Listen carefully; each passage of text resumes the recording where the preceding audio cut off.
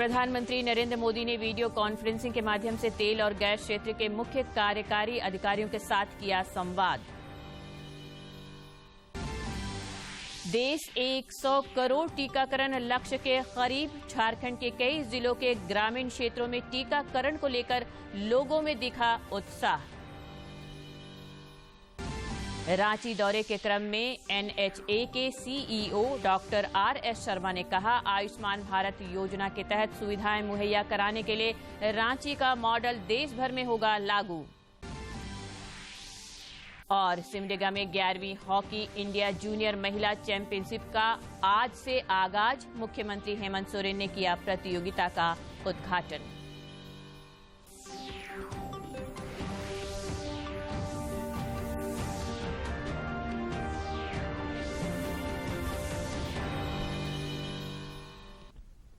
नमस्कार, खबरें झारखंड में आपका स्वागत है। मैं हूं रोज उरांव और समाचारों में आगे बढ़ने से पहले ये संदेश। भारत कोविड टीकाकरण अभियान के अंतर्गत 100 करोड़ टीके लगाने का लक्ष्य हासिल करने के निकट है। इस महत्वपूर्ण कार्य में योगदान करने वाले चिकित्सकों, नर्सों और अन्य स्वास्थ्य कर्मियों का दूरदर्शन अभिनंदन करता है। इसके साथ ही हम आपको सतर्क भी करना चाहते हैं कि कोविड अभी समाप्त नहीं हुआ है। आप सभी से हमारी अपील है कि यथाशीघ्र दोनों टीके लगवाएं और अन्य लोगों को भी टीके लगवाने के लिए प्रेरित करें। त्योहारों के समय कृपया इन 3 आसान उपायों का पालन अवश्य करें। मास्क लगाएं, 2 गज की सुरक्षित दूरी बनाए रखें, बार बार हाथ धोएं और चेहरा साफ रखें। कोविड से संबंधित जानकारी और मार्गदर्शन के लिए राष्ट्रीय हेल्पलाइन काम कर रही हैं। इनके नंबर है 01123978046 और 1075। इसके अलावा राज्य हेल्पलाइन नंबर 104 डायल कर समस्या का त्वरित समाधान लिया जा सकता है। और अब समाचार विस्तार से। प्रधानमंत्री नरेंद्र मोदी ने वीडियो कॉन्फ्रेंसिंग के माध्यम से तेल और गैस क्षेत्र के विश्व के मुख्य कार्यकारी अधिकारियों और विशेषज्ञों से संवाद किया। इस मौके पर पेट्रोलियम और प्राकृतिक गैस मंत्री हरदीप सिंह पुरी भी उपस्थित थे।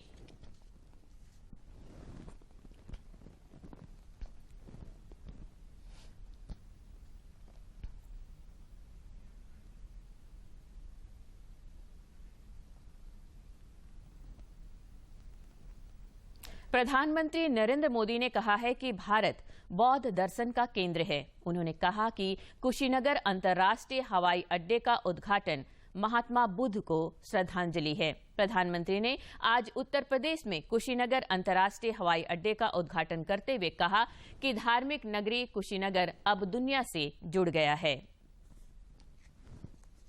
इंडिया समेत तमाम मंत्रीगण और गणमान्य लोग मौजूद रहे। प्रधानमंत्री नरेंद्र मोदी जी के इस अवसर पर प्रधानमंत्री ने कहा कि भारत विश्व भर के बौद्ध समाज की श्रद्धा, आस्था और प्रेरणा का केंद्र है। उन्होंने कहा कि कुशीनगर अंतर्राष्ट्रीय हवाई अड्डे की यह सुविधा एक प्रकार से बौद्ध धर्मावलंबियों के प्रति पुष्पांजलि है। कुशीनगर इंटरनेशनल एयरपोर्ट सिर्फ एयर कनेक्टिविटी का ही एक माध्यम नहीं बनेगा, बल्कि इसके बनने से किसान हो, पशुपालक हो, दुकानदार हो, श्रमिक हो, यहां के उद्यमी हो, सभी को इसका सीधा सीधा लाभ मिलता ही है। इससे व्यापार कारोबार का एक पूरा इकोसिस्टम यहां विकसित होगा। इससे इस क्षेत्र के युवाओं के लिए रोजगार के भी अनेक नए अवसर बनेंगे। प्रधानमंत्री नरेंद्र मोदी ने CVC और CBI के संयुक्त सम्मेलन को संबोधित किया। इस मौके पर उन्होंने कहा कि आने वाले 25 वर्ष यानी इस अमृत काल में देश आत्मनिर्भर भारत के विराट संकल्पों की सिद्धि की तरफ बढ़ रहा है। आज हम good governance, pro people, proactive governance को सशक्त करने में जुटे हैं। भारत की आजादी का अमृत महोत्सव मना रहे हैं। आने वाले 25 वर्ष यानी इस अमृत काल में आत्मनिर्भर भारत के विराट संकल्पों की सिद्धि की तरफ देश बढ़ रहा है। आज हम गुड गवर्नेंस को एक प्रकार से good governance, pro people, proactive governance को सशक्त करने में जुटे हैं। ऐसे समय में आप सभी साथियों की कर्मण्यता, कर्मशीलता सरदार साहब के आदर्शों को मजबूत करने वाली है। कोविड के खिलाफ जारी जंग में टीकाकरण अभियान तेज गति से चल रहा है। भारत जल्द ही 100 करोड़ टीकाकरण का लक्ष्य हासिल कर लेगा। 100 करोड़ डोज की उल्टी गिनती शुरू हो गई है। केंद्रीय स्वास्थ्य मंत्रालय के अनुसार देश में अब तक 99 करोड़ से अधिक लोगों को कोविड रोधी टीके लगाए गए।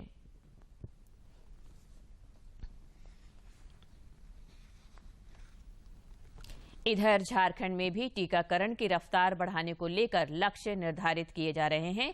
स्वास्थ्य विभाग से मिले निर्देश के बाद सभी जिलों में टीकाकरण अभियान की गति को और तेज किया जा रहा है।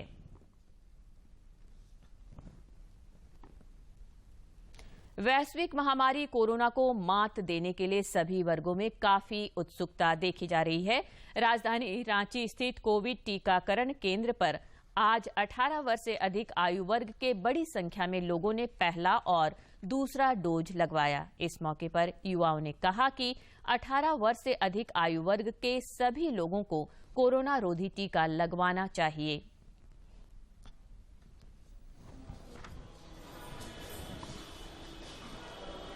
वैक्सीनेशन लगा के बहुत खुश हूँ। मेरा दोनों डोज कंप्लीट हो चुका है। वैक्सीनेशन कार्य चल रहा है और लोगों को 18 से 45 साल और 60+ तक सभी वालों को वैक्सीन लेना चाहिए। फर्स्ट डोज और सेकेंड डोज दोनों को लेना चाहिए। हम फर्स्ट डोज ले चुके थे, अभी सेकेंड डोज ले रहे हैं।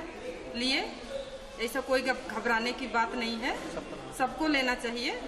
गुजारिश है सभी पब्लिक से कि वो लोग भी वैक्सीन जल्दी से जल्दी लगवाएं और सोशल डिस्टेंसिंग का पालन करें और जितना हो सके भीड़ भाड़ के इलाकों से दूर रहें। देश में कोरोना वैक्सीनेशन का आंकड़ा 1 अरब के पास है और इस यज्ञ के आहुति देने में गिरिडीह भी पीछे नहीं है। यहां के लोगों ने भी इसे ऐतिहासिक करार दिया है। प्रधानमंत्री नरेंद्र मोदी की अपील पर गिरिडीह के आम और खास लोगों ने कोरोना रोधी टीका लगवाया है। कोरोना रोधी टीका लगवाने वाले लोगों ने उन लोगों से टीका लगाने की अपील की है जो अभी तक टीका नहीं लिए हैं। अभी मैं पहला डोज दिया हूँ और मैं रिक्वेस्ट करता हूँ जितना गिरिडीह वासी हो जितना भी है वो अपना डोज आके लें, क्योंकि इसमें कोई साइड इफेक्ट किसी तरह कोई डरने की बात नहीं है। हम लोग वैक्सीन का सेकेंड डोज हम ले लिए हैं, अभी तक कोई तरह की दिक्कत परेशानी नहीं हुई है। वैक्सीन लेना चाहिए सभी को और वैक्सीन लेना बहुत फायदेमंद है। और मैं ये बोलना चाहती हूँ कि जिसने भी नहीं लिया है वो आके कृपया ले लें ताकि कोरोना से वो भी लड़ सके। बस यही बोलना चाहती हूँ। गिरिडीह की पुष्पा शक्ति टीके की दोनों डोज ले चुकी हैं। वो कहती हैं कि इसका कोई साइड इफेक्ट नहीं है। पुष्पलता वर्णवाल का भी कहना है कि कोरोना से जंग में टीका सबसे ज्यादा कारगर उपाय है। मैं क्लस्टर कोऑर्डिनेटर स्वास्थ्य विभाग की ओर से, यूनिसेफ स्कूल और चेतना विकास की ओर से घर घर जाकर लोगों को अवेयर करती हूँ, जागरूक करती हूँ कि कोरोना महामारी में कैसे सुरक्षित होंगे। मैं वैक्सीन ली हूँ और भी लोगों से रिक्वेस्ट है कि आप लोग भी कोरोना वाला वैक्सीन लें। युवा भी टीका लगाने के लिए आगे आ रहे हैं। कुछ युवाओं ने बताया कि कोरोना रोधी टीका लगवाने के बाद बुखार आता है, लेकिन इससे घबराने की जरूरत नहीं है। ये पूरी तरह से सुरक्षित है और हमारे हित में है। सेकेंड डोज है और मैं बोलना चाहूँगी कि सबको वैक्सीन लेना इट्स वेरी इंपॉर्टेंट, क्योंकि अगर हम लोग अवेयर नहीं होंगे फिर बाकी लोग कैसे लेंगे। मैंने कोरोना के दोनों वैक्सीन ले ली। वैक्सीन लेने से कोई दिक्कत नहीं है और ना ही किसी तरह का डर है। सभी को वैक्सीन लें और अपनी जान बचाएं। मैंने कोरोना का दोनों वैक्सीन ले चुका हूं और वैक्सीन सुरक्षित है, हर आदमी को लेना चाहिए। मैंने वैक्सीन ले लिया है, सभी लोगों से आग्रह कि वो वैक्सीन ले, डरे ना। आज मेरा दूसरा डोज है, इससे लोग डरे ना और वैक्सीन सुरक्षित है और हम तो कहना चाहेंगे वैक्सीन जरूर से जरूर लें। भारत के टीकाकरण अभियान की पूरी दुनिया में सराहना हो रही है और अब देश एक और कीर्तिमान बना रहा है। गिरिडीह से रमेश प्रभाकर की रिपोर्ट। कोरोना संक्रमण से बचाव को लेकर कोडरमा जिले में वैक्सीनेशन की प्रक्रिया अनवरत जारी है। कोडरमा में कोरोना रोधी वैक्सीन को लेकर जबरदस्त देखी जा रही है और जिले के विभिन्न टीका केंद्रों पर सभी पात्र लोग कतारबद्ध होकर टीका लगवा रहे हैं। इंजेक्शन लेना बहुत ही जरूरी है, इसे तो लेना बहुत अनिवार्य है। इन्हें आके लेना चाहिए, इसमें कोई मतलब डर तो है ही नहीं, कोई तरह का प्रॉब्लम ही नहीं होता है, तो आके आराम से उन्हें लेना चाहिए।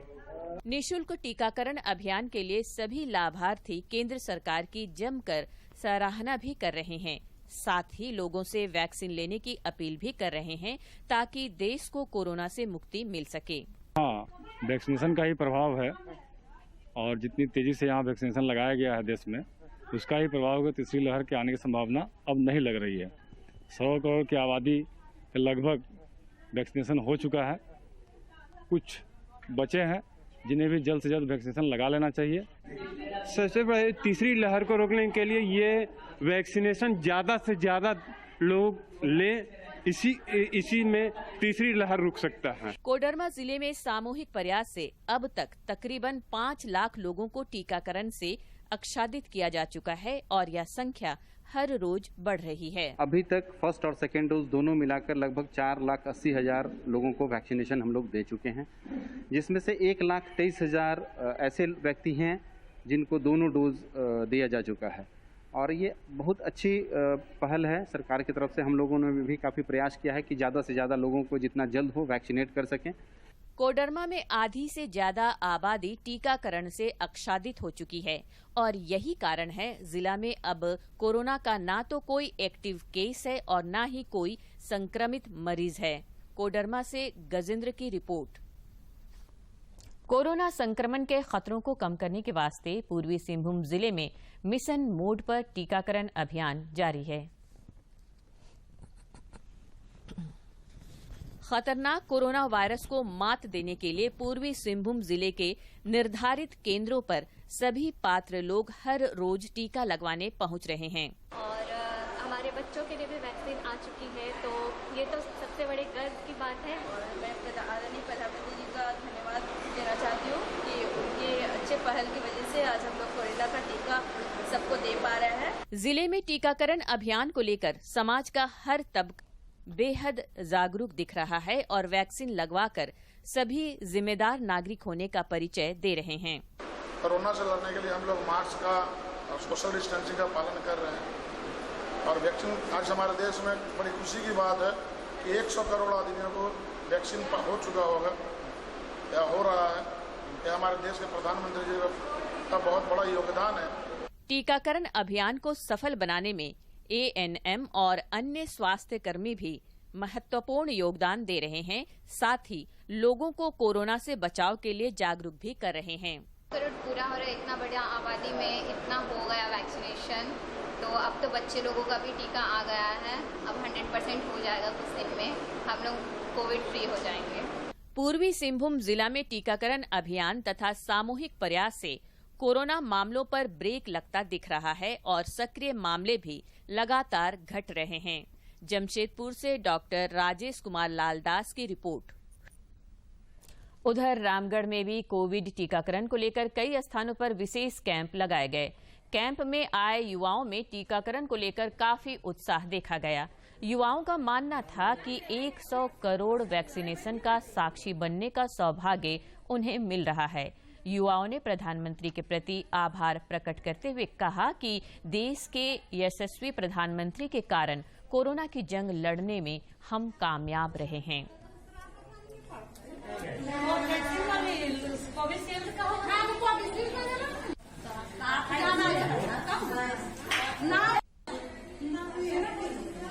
मैं यहाँ सेकेंड डोज लेने के लिए आई हूँ और यहाँ बहुत ही अच्छे तरीके से हमें वैक्सीन मिला और कोई दिक्कत नहीं हुआ। यहाँ आने के बाद हमें पता चला कि 100 करोड़ लोगों का वैक्सीन फ्री में दिया गया है। इसके लिए मैं प्रधानमंत्री नरेंद्र मोदी का धन्यवाद देना चाहती हूँ। मैं यहाँ सेकेंड डोज लेने आया हूँ। मुझे अस्पताल आने के बाद पता चला कि हमारा देश जो है वो 100 करोड़ वैक्सीनेशन पूरा कर चुकी है। इसके लिए मैं प्रधानमंत्री जो हमारे भारत की है उससे मैं धन्यवाद देना चाहता हूँ। उपराजधानी दुमका के लोग भी 100 करोड़ टीकाकरण के ऐतिहासिक रिकॉर्ड का साक्षी बनने के लिए बेहद उत्सुक हैं। बड़ी संख्या में लोगों ने आज विभिन्न टीका केंद्रों पर जाकर कोरोना रोधी टीके लगवाया।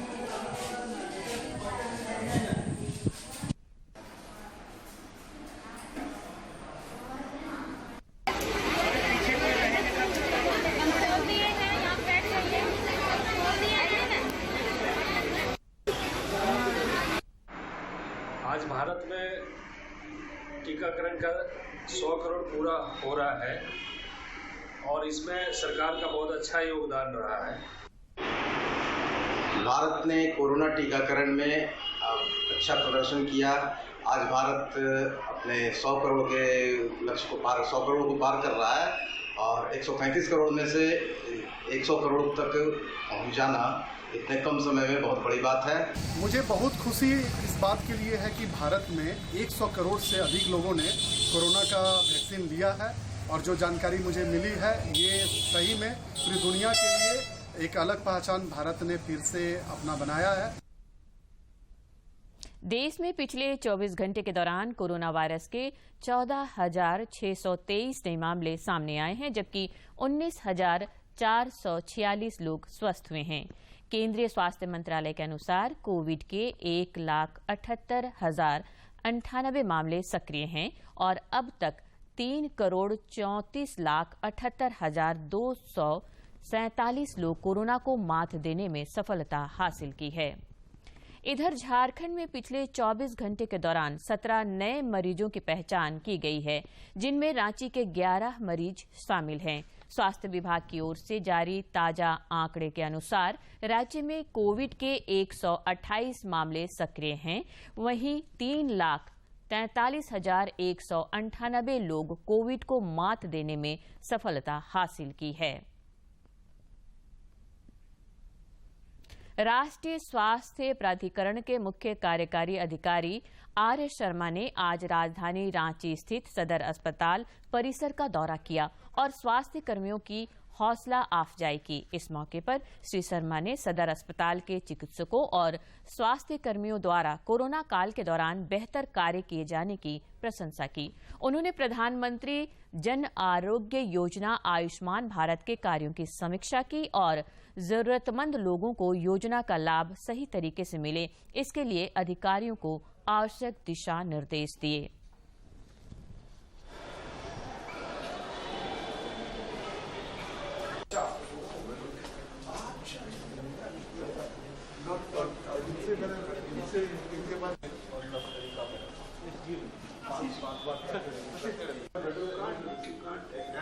ओवरनाइट तो नहीं होगा। ओवरनाइट कुछ चीजें हो सकती है टेक्नोलॉजी से रिलेटेड, बट बाकी तो भाई हेल्थ केयर में डॉक्टर्स, हॉस्पिटल, इंफ्रास्ट्रक्चर का तो हो गया। 2 का बजान। हाँ, वो मैंने बात की शर्मा जी से, डॉक्टर श्री शर्मा से, तो बोले अरे सर आप क्या बात कर रहे हैं। मुख्यमंत्री हेमंत सोरेन ने कहा है कि सिमडेगा जिले को हॉकी के क्षेत्र में राष्ट्रीय और अंतर्राष्ट्रीय स्तर पर पहचान दिलाने का प्रयास किया जा रहा है। श्री सोरेन आज 11वीं हॉकी इंडिया जूनियर महिला हॉकी चैंपियनशिप के उद्घाटन समारोह को संबोधित कर रहे थे। इस मौके पर उन्होंने कहा कि यहां के खिलाड़ियों की प्रतिभा को देखते हुए राष्ट्रीय स्तर की हॉकी प्रतियोगिता का आयोजन किया गया है। मुख्यमंत्री ने जिलेवासियों को दर्जनों योजनाओं की सौगात भी दी। उन्होंने अंतर्राष्ट्रीय एस्ट्रोटर्फ स्टेडियम का शिलान्यास भी किया। कार्यक्रम में खेल विभाग के सचिव अमिताभ कौशल, हॉकी इंडिया के अध्यक्ष ज्ञानेंद्र निकोदम, हॉकी झारखंड के अध्यक्ष भोलानाथ सिंह, विधायक विक्सल कोंगाड़ी, विधायक भूषण बाड़ा, उपायुक्त सुशांत गौरव, पुलिस अधीक्षक डॉक्टर शम्स तबरेज सहित बड़ी संख्या में प्रशासनिक अधिकारी और खेल प्रेमी मौजूद थे। थोड़ा सा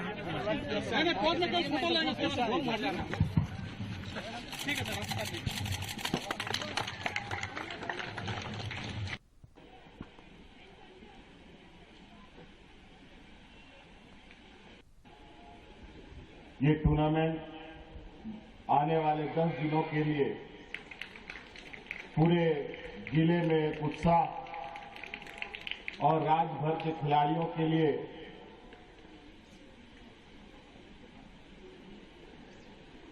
काफी उत्साहित दिन होगा।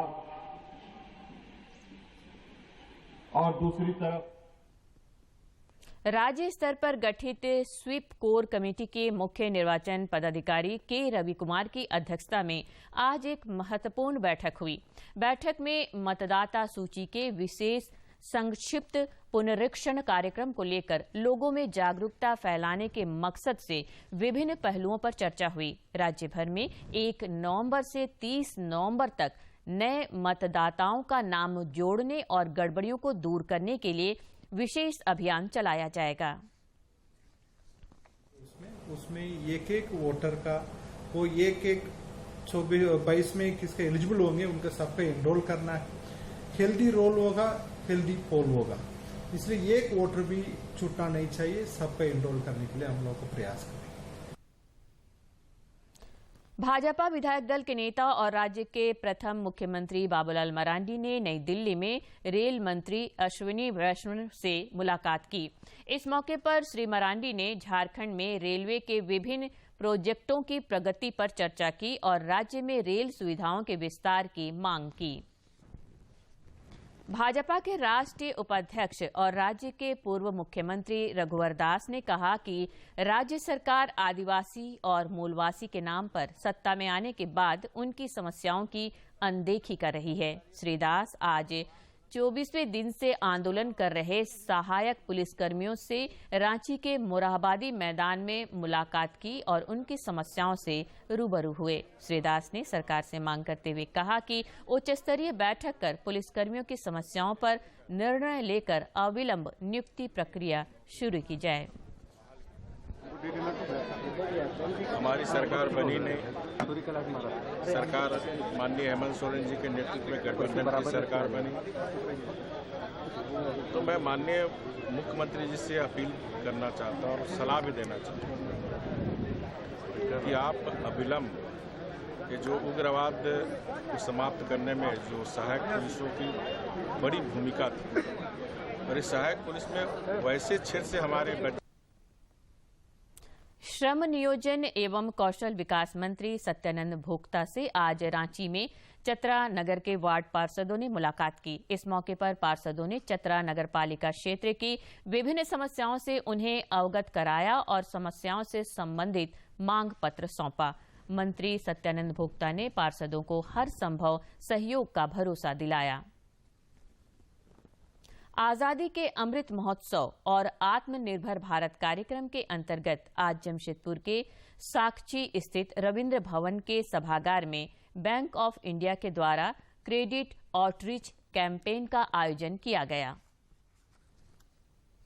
ने किसानों को क्रेडिट कार्ड उपलब्ध कराने की जरूरत पर बल देते हुए कहा कि राज्य के 70% लोग कृषि पर निर्भर हैं। और आज केंद्र और राज्य सरकार मिलकर जिस तरह की काम कर रहे हैं, निश्चित रूप से आगे तक जाकर खास करके हमारे ग्रामीण इलाका में लगभग 74% जो लोग हैं ग्रामीण क्षेत्र में आते हैं और 70% आबादी जो है किसी न किसी रूप में प्रत्यक्ष अपरोक्ष रूप में कृषि से निर्भर करते हैं।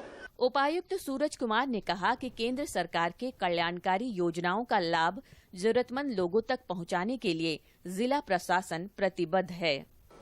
इस कार्यक्रम का 2 मुख्य उद्देश्य है।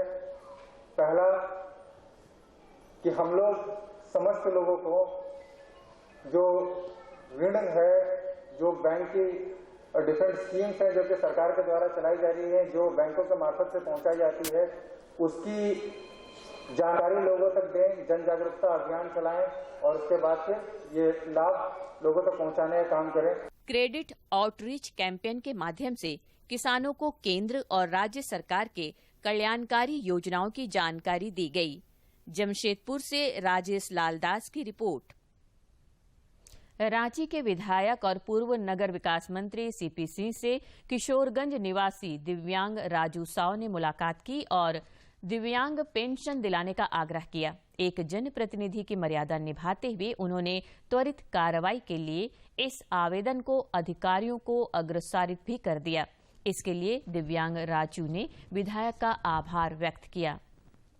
भारत सरकार के युवा कार्यक्रम एवं खेल मंत्रालय के अवर सचिव RN पांडे ने चतरा जिले में स्वच्छ भारत अभियान का जायजा लिया। इस मौके पर नेहरू युवा केंद्र की ओर से जिले के इटखोरी स्थित भद्रकाली परिसर में अभियान का आयोजन किया गया। कार्यक्रम में नेहरू युवा केंद्र संगठन के राज्य निदेशक विजय कुमार और पूर्व मंत्री नीरा यादव ने सभी स्वयंसेवकों को स्वच्छता की शपथ दिलाई।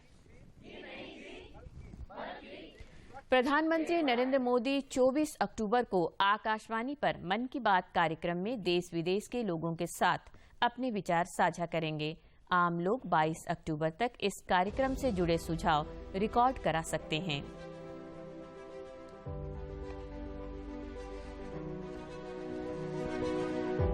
मन की बात। माननीय प्रधानमंत्री श्री नरेंद्र मोदी भारत की जनता से साझा करेंगे अपने मन की बात रविवार 24 अक्टूबर सुबह 11 बजे। माननीय प्रधानमंत्री के प्रसारण के तुरंत बाद मन की बात का प्रादेशिक भाषाओं में अनुवाद आकाशवाणी और दूरदर्शन के संबद्ध प्रादेशिक केंद्रों से किया जाएगा। मन की बात के प्रादेशिक भाषाओं में अनुवाद का पुनः प्रसारण रात 8 बजे आकाशवाणी और दूरदर्शन के सभी प्रादेशिक केंद्रों से किया जाएगा। तो याद रखें, रविवार 24 अक्टूबर सुबह 11 बजे मन की बात। और अंत में मुख्य समाचार एक बार फिर। प्रधानमंत्री नरेंद्र मोदी ने वीडियो कॉन्फ्रेंसिंग के माध्यम से तेल और गैस क्षेत्र के मुख्य कार्यकारी अधिकारियों के साथ किया संवाद। देश 100 करोड़ टीकाकरण लक्ष्य के करीब। झारखंड के कई जिलों के ग्रामीण क्षेत्रों में टीकाकरण को लेकर लोगों में दिखा उत्साह। रांची दौरे के क्रम में NHA के CEO डॉक्टर RS शर्मा ने कहा, आयुष्मान भारत योजना के तहत सुविधाएं मुहैया कराने के लिए रांची का मॉडल देश भर में होगा लागू।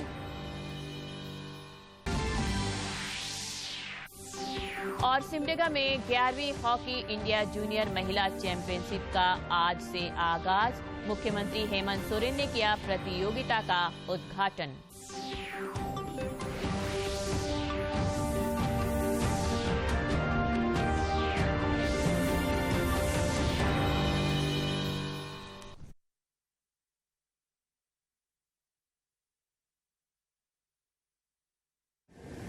माँ कब आएगा? अभी आएगा।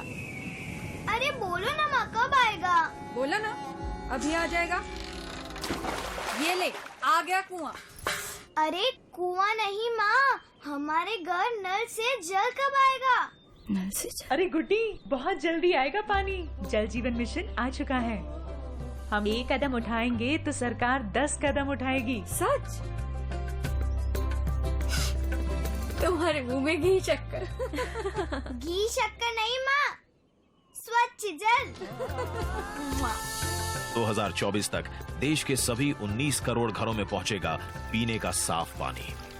अब होगा हर घर जल।